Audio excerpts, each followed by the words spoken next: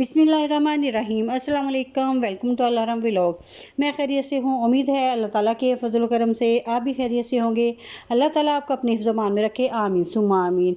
जी तो व्यूअर्स, आज मैं आपके साथ जो रेसिपी शेयर कर रही हूँ वो है गरम मसाला। आज मैं बताऊँगी कि जो गरम मसाला हम ईद के लिए स्पेशल तैयार करेंगे वो किस किस चीज़ों से जो है वो हम तैयार करेंगे, और ये बहुत ही खुशबूदार मसाला होता है, तो आप भी इसे ज़रूर ट्राई कीजिएगा। तो फिर चलिए वीडियो शुरू करते हैं। बिस्मिल्लाहिर्रहमानिर्रहीम। काली मिर्चें मैंने ली हैं 2 टेबलस्पून।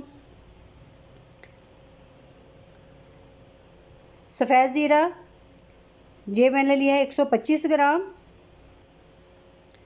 इसको जो है सबसे पहले अच्छे से साफ़ ज़रूर करना है। खुश्क धनिया है ये है 50 ग्राम। खुश्क धनिया को भी बहुत अच्छे से साफ़ करना है। और फिर ये दालचीनी है। ये दालचीनी के मैंने ये पीसीज जो है इस तरीके के छोटे छोटे पीसीज जो कर लिए हैं। यह है बड़ी इलायची लेनी है हमने 4 से 5 अदद जो है वो बड़ी इलायची लेनी है। ये इतने से मसाले के अंदर जो बड़ी इलायची इतनी बहुत ही काफ़ी है ये। अब एंड पे जो चीज़ है, मेन चीज़ जो मसाले की है वो है लौंग। हम जितने ज़्यादा इसके अंदर लौंग डालेंगे तो उससे जो है कि मसाला बहुत ही खुशबूदार सा हो जाएगा। लौंग मैंने लिए हैं तकरीबन 15 से 20 लौंग हैं। इतने से मसाले के अंदर 15 से 20 लौंग जो है वो डालेंगे।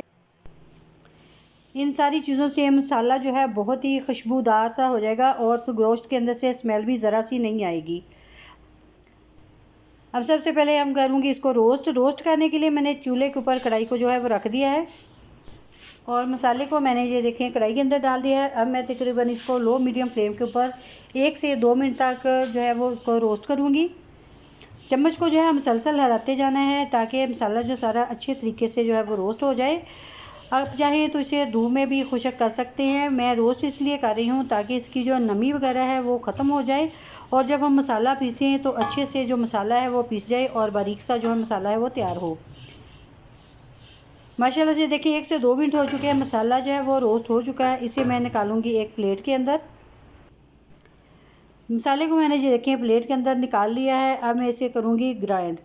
ये देखिए ग्राइंडर की जो डब्बी होती है ये वाली, इसके अंदर मैंने जो मसाले को डाल लिया है। एक ही दफ़ा में नहीं डाल के रोस्ट करूँगी, थोड़ा थोड़ा सा जो है वो डालती जाऊँगी और इसको जो है अच्छे से जो है पीस लूँगी। ये देखिए मैंने हाफ़ मसाला जो है मैंने डाल लिया है, हाफ़ में बाद में डाल के उसको दोबारा से पीस लूँगी।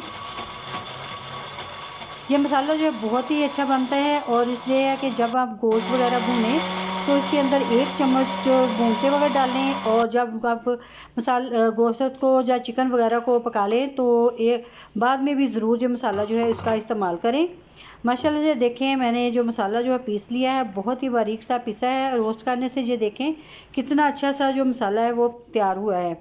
इसी तरह से ये देखें बाकी का मसाला भी जो है रेडी हो गया है। अगर आपको मेरी आज की वीडियो जब पसंद आई हो तो प्लीज़ मेरे चैनल को सब्सक्राइब करें, लाइक और शेयर भी ज़रूर करें, और इसके साथ ही मुझे दीजिएगा इजाज़त। अपनी दुआ में याद रखिएगा। अल्लाह हाफिज़।